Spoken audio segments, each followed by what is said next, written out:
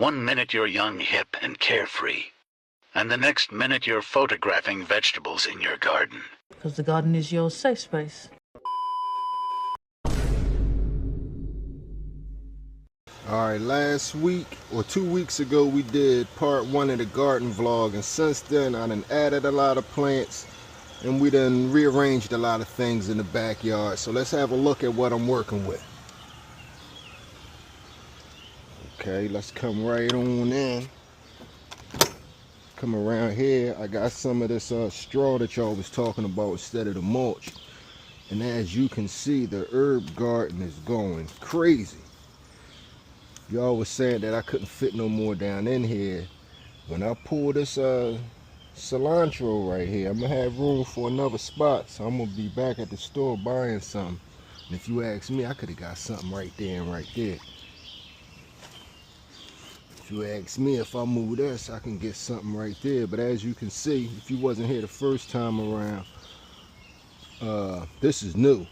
This is some romaine lettuce, but we got all types of basils back here. All these are basils. Something was eating at this one, but it's not no more. I never seen this type basil right here. I thought that basil was cool. That's some bush basil. Smell great. Some Thai basil over there, some cilantro. And then we have all types of sages over there. Pineapple sage going crazy. The spotted sage going crazy. And you come over here and you got 3, 4 different type of rosemaries. 1, 2, 3 different type of rosemaries over there. And you got some thyme, some oregano, some lemongrass, some green onions, some mint, some dill. Like I said, there goes some romaine lettuce right there. So we expanded a little bit. And I had to section this off because I'm having a hard time with my grass, man. We got that gate put in and the grass dying over there. So if anybody know why a gate would make your grass die, somebody hit me up in the comments section. I need some help. Give me your secret gardening tips. But then this is one of my randoms right here that I want to see if I could really make happen. She a little beat up right now, but we're gonna work her back. We're gonna work her back, man. It's a pomegranate tree. We're gonna figure it out. Full sun.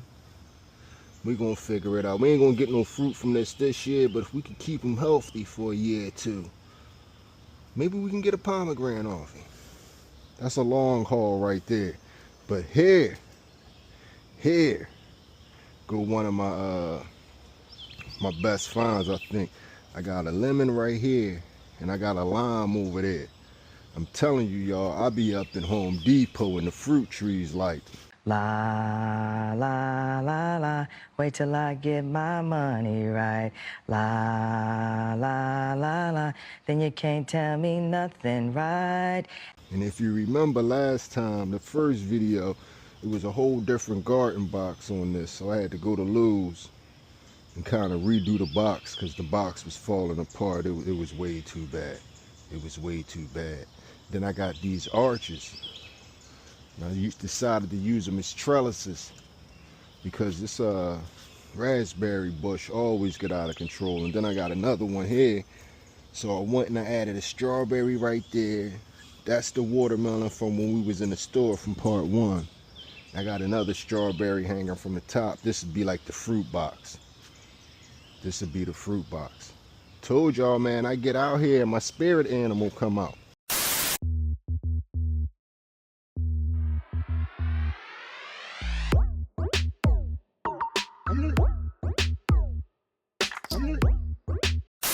But anyway, with the garden boxes, this was extremely cheap. These bricks each was like, I think like $3.50. And then I had just only got 2 of these boards and I got them to cut the boards for me in the store. So you can take your little measurements, go buy the bricks, get them to cut you the wood in store and come out with a garden box for super cheap. Or I did see on online that Ollie's got some $8.99 garden boxes.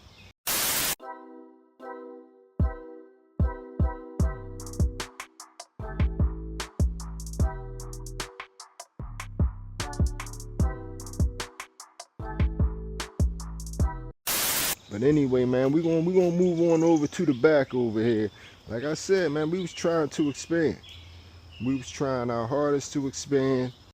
I went and got those garden trellises. I got those off of Amazon because them tomato plants, and it's a cucumber plant in the one next to it.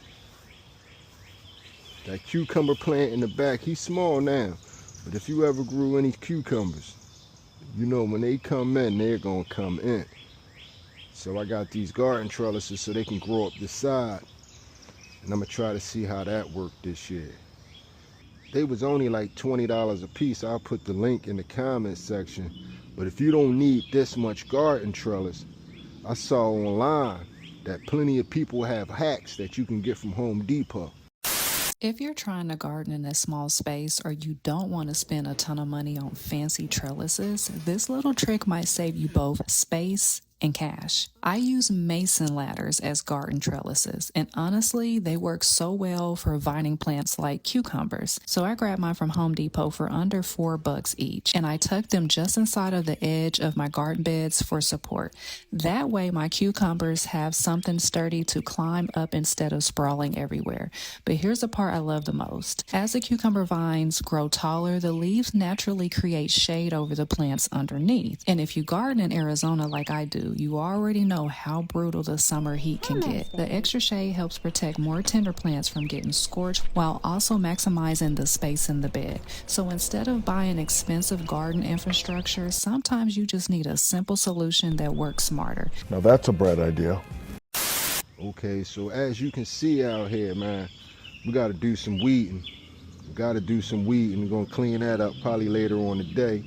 It's early Sunday morning. You know, we got the peas over there, or the beans over there.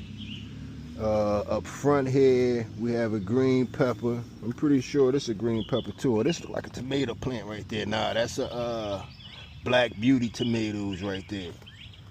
We're gonna grow some T'Challa tomatoes right there. But we're gonna get them grown right here. We got a jalapeno with the cucumbers in the back. Here we got two different type of tomato plants, and over here we got all types of different peppers. Some mix over there, some Thai hots, some Lady Bells, some King Arthurs right there. It's a whole bunch over there. And then right here, I'm gonna try to grow some purple potatoes, purple sweet potatoes. Never grew potatoes before. We're gonna get at a shot. I'm not quite sure what wifey got in that pot, but it's starting to sprout, so that's a positive. And we got some Brussels sprouts right here, man. We got some Brussels sprouts. So if you ask me, man, I'm really feeling like I maximized with the space that I had, because I really don't have enough space to be out here chaos gardening. Y'all hear about chaos gardening?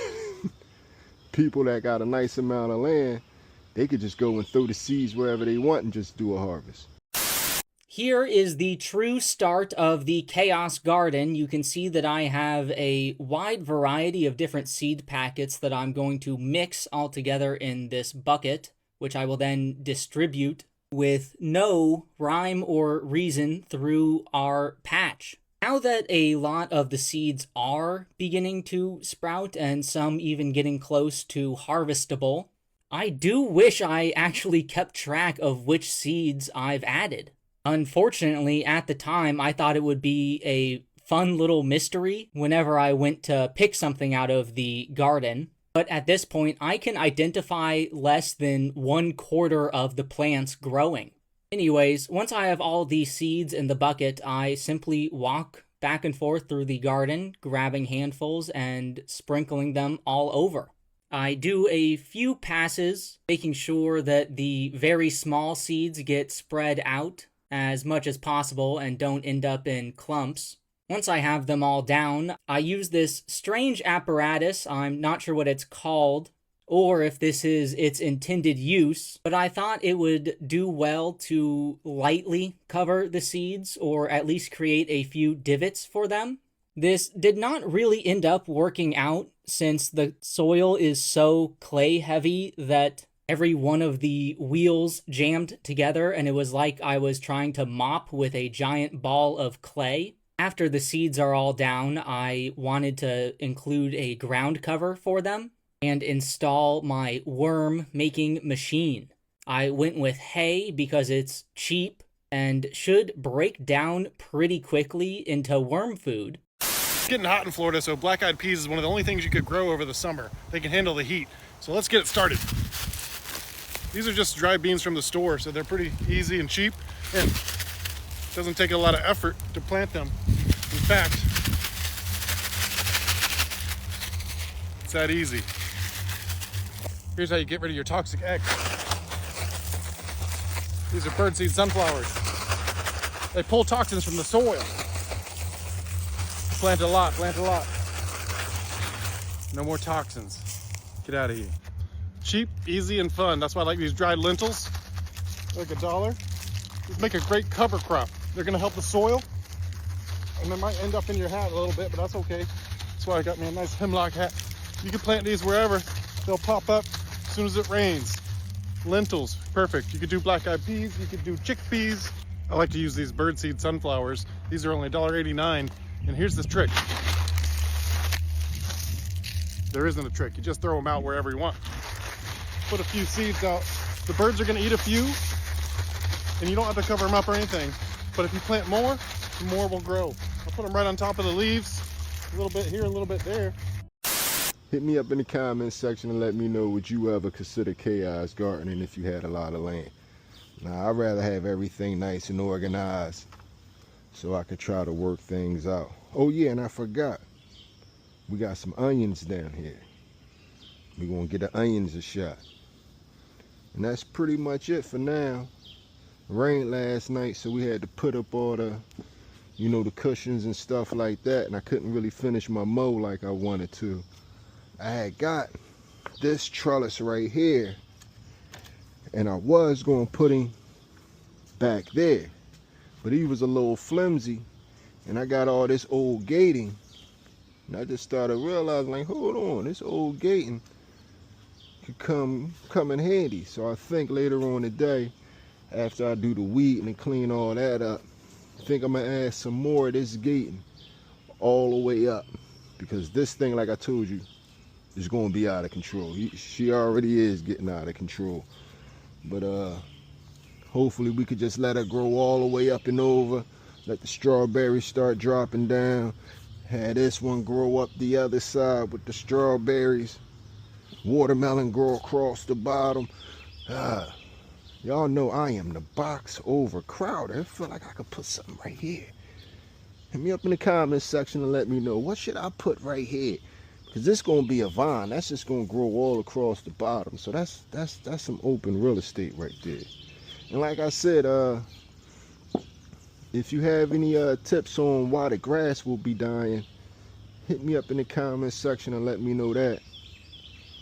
And thanks for the tips about the mulch. That was really, that made a lot of sense. That made a lot of sense. Don't need all that black dye and all those chemicals that close to the plants.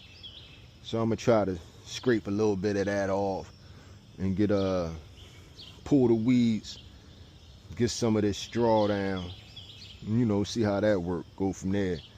Her straw keep a little moisture in too, so we're gonna see how that works.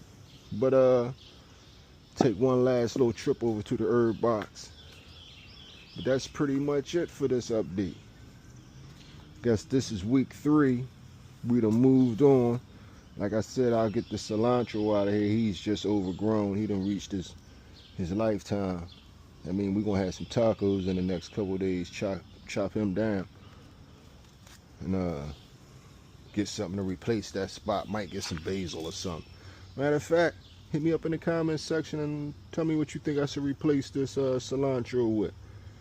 What herb don't I have in the herb garden? To be honest with y'all, I'm looking for a bay leaf plant, but I haven't been able to find them this year. If I could get my hands on a bay leaf going right there. But anyway, man, that's the update for week 3 of the garden. Sorry I missed week 2, but really wasn't too much growth, and we was just cleaning the backyard up. So this video right here, get this little mushroom.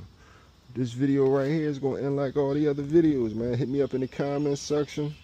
Give me some tips, some tricks that you have, and I'll see you in a week or two. I can finally get back to tending my garden. Okay, so I had no idea that Starbucks has this, and because I'm starting to plant my stuff outside because the weather is starting to get nice, or maybe it's not. They have, I guess, grounded coffee, I guess it was used, and you can use it as compost for your garden, and it's free. So I'm gonna take one and see how it works out. It's actually pretty cool.